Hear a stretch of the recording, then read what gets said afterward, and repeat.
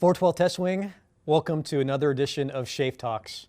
In this month of May, it's Mental Health Awareness Day, and for me, nothing is more important than your mental and your physical health. That's what makes you a resilient airman. And to talk about suicide prevention today is Major Hooker from the Med Group, who is our Installation Suicide Prevention Program Manager. Major Hooker has a few details for you on suicide prevention. Major Hooker. Hello. Over the past 5 years, the Air Force has noticed an increase in its suicides across the service. So one of the things that we've been encouraged to do is to raise awareness of this issue and how we can all build a community to help prevent suicide and also recognize members in distress.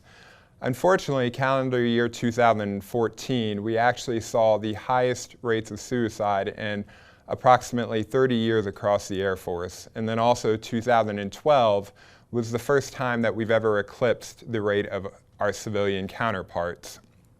2009 was also an interesting year, and that was the first year in the history where deaths by suicide had outnumbered deaths by combat while in war.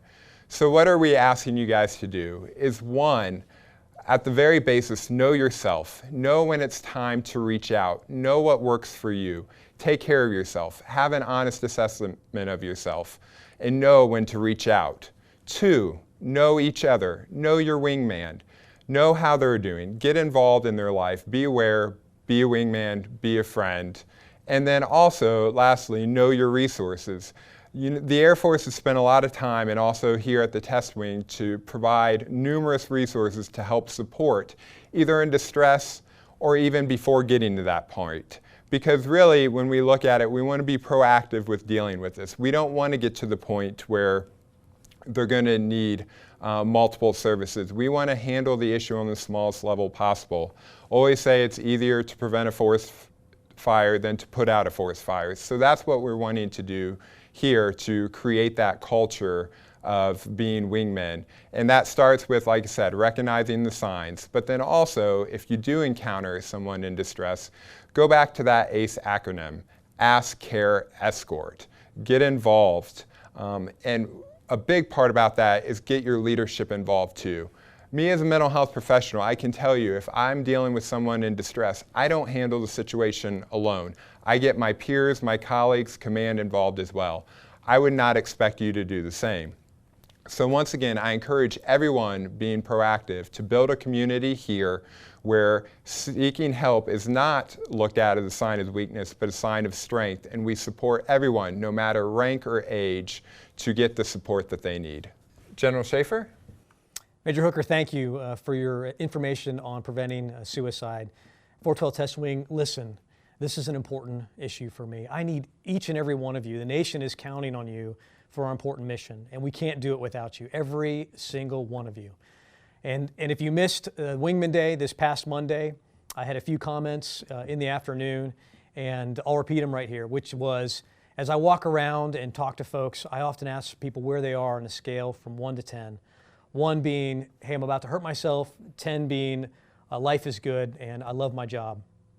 And a lot of times when I think folks are a 7 or 8, they actually might be a 3 or 4, because we all have the ability to hide stress. We all have some level of stress going on in our lives, but when that stress starts to bubble up at work, that means we can no longer hide it anymore. And actually, if we saw somebody on fire, we would rush to their aid with a fire extinguisher, or we would stop, drop, and roll them around in a blanket. But we can't see that when people are under stress. So when that starts happening at work, when you start seeing signs of stress at work, that means those individuals can no longer hide it. And you really need to rush in at that point and help them out and be good wingmen. We have a number of resources here on base for civilians, from the Employee Assistance Program to all of our mental health programs. We have our ability to military one-source and get counseling, to our chaplains. So here's the deal.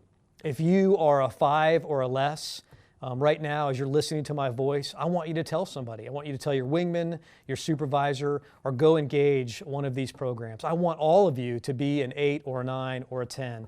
And it's my job to help you get you there. So please, if you're less than a 5, then please go talk to somebody. Thank you for all that you do for the Test Wing. Thank you for all that you do for our nation. I need every single one of you. Thank you.